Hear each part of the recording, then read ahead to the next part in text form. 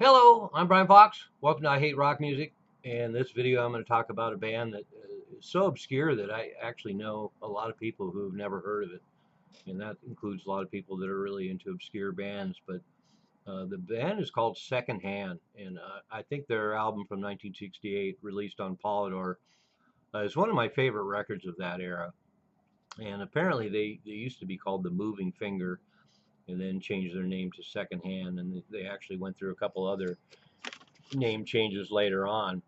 But the band was Arthur Kitchener on bass, Nick South on replacing him on bass, Ken Elliott on drums, and Bob Gibbons on guitar.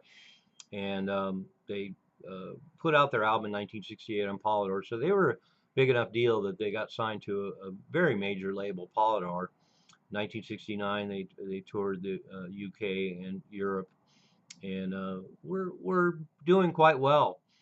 But the thing about this album for 1968 is it's just a kaleidoscopic cornucopia of sounds. It's almost over the top in a lot of ways because there's just so much going on in the record, and there's a lot of orchestral stuff to it. There's a lot of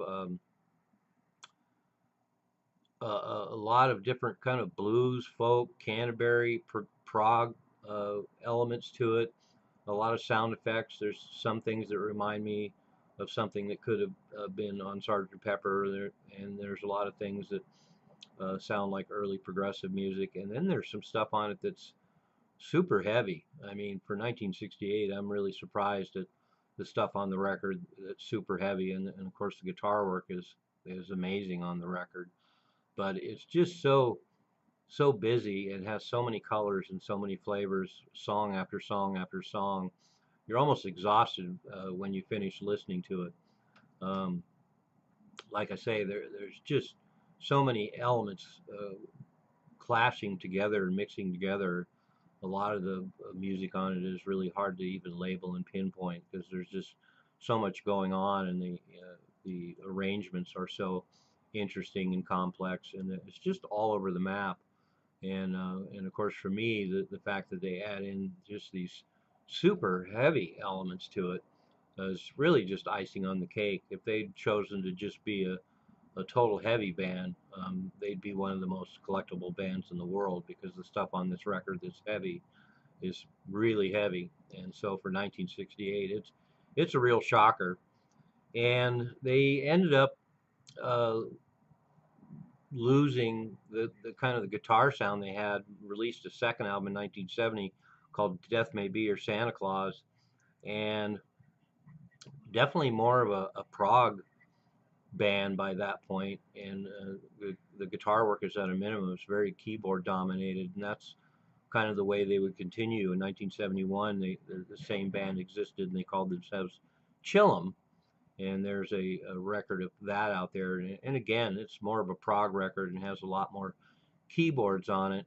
And so, secondhand, I have a lot of reservations about the second album, Death May Be Your Santa Claus, and I have reservations about the Chillum record, although they're both decent records. It's just following the original secondhand album from 1968 on Polydor. It really is no contest. It's really too bad, as I say about a lot of these records, that the original band didn't stay together and follow up the 1968 album, because I can guarantee with everything that I hear going on the first album, if they'd stayed together through 69 and 70 and 71 with the original lineup and focusing on the excellent guitar work, it would have been amazing. There's just no way it couldn't have been.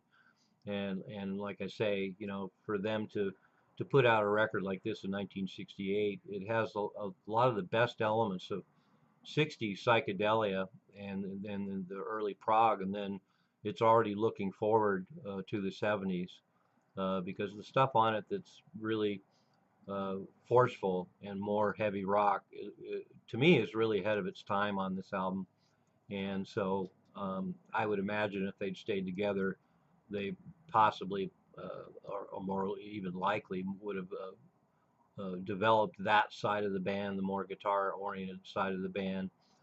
But it didn't happen, and in fact, a couple of the members ended up in a pure progressive keyboard dominated band called Seventh Wave that a lot of you out there are probably familiar with, because I assume that I have a fairly well informed crowd that watches my videos and relishes a lot of these obscure bands and the connections and the family trees and the trajectory of a lot of these bands.